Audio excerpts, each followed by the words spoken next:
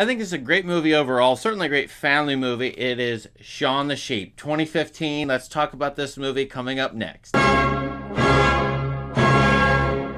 think this movie's a bit underrated. When it initially came out, I think it got a lot of great ratings from critics who were surprised by it. I think it came out near the end of the summer. It certainly struck us as different when it came out because basically it's a silent movie. Now, not completely silent. There's going to be sound effects in it. A few times there's going to be voices, but overall, almost no dialogue. Now, that's extremely unusual, of course, in this day and age, where there's lots of talking, lots of chatting, lots of verbal wit in these kinds of movies, wordplay, all kinds of snarky comments, and so on. Like WALL-E, for example, at least the first act of WALL-E, this movie harkens back to the golden age, glory days of a lot of film comedy, in my opinion, the 19-teens, 1920s, up through the 30s, but when the talkies showed up, then you got the chatting. But silent comedies are really, really good because they rely so much on the setup, the visual setup in particular. Now, Shaun the Sheep's story, you could call it ordinary. It's a typical out and back story. It deals with the differentiation, the differences between the cityscape and the countryside,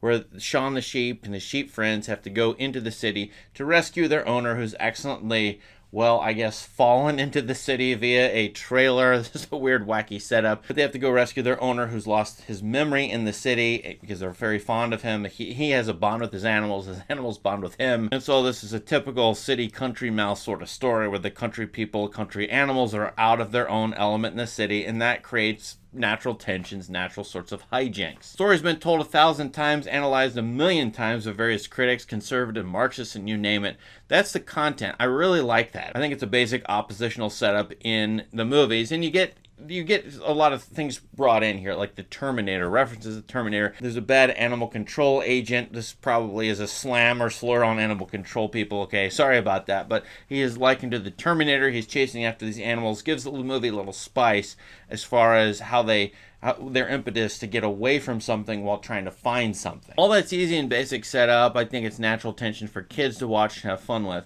But to me, it's the aesthetics. And Aardman has always been great at clay animation, this animation style that they developed over the last 20, 30 years at the time of this movie. By this point, they'd already made, I think, the excellent Wallace and Gromit, Curse of the Were-Rabbits. And they make the Shaun the Sheep TV shows. They've got this movie coming out. And they are so good at just all the nuances. So aesthetically, that's why I think this movie's great.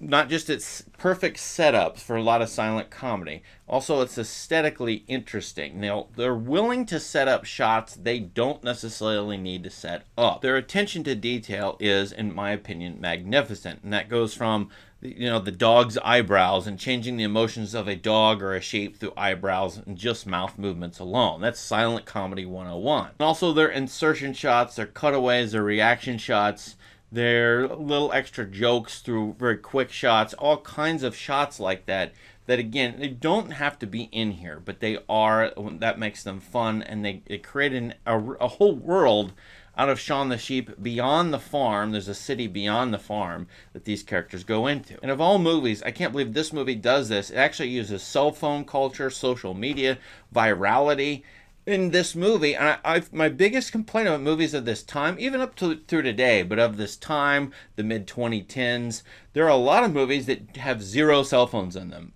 nothing in them. The recent Civil War by Alex Garland, it's about a contemporary Civil War. There are no cell phones in this movie. Why? Where are they at? Like, that's all you ever see in a cityscape.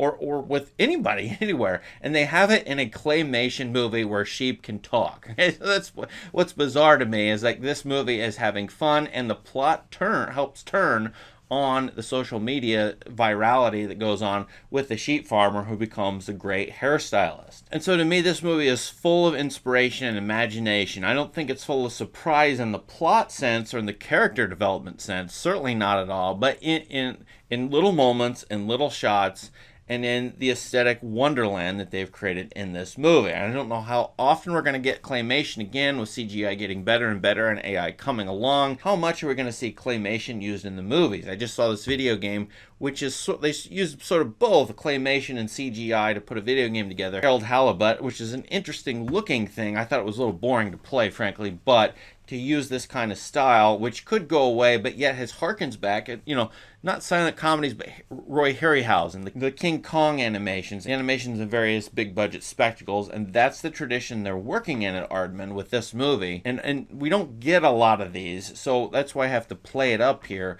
And to me, this is a go-to movie that always works. I think works well, just like, not that it's like this in quality, but Buster Keaton, Harold Lloyd sorts of things. I think this movie will be playing in 100 years. You don't necessarily need a language to use it. There'll be a few subtitles with whatever language it's in.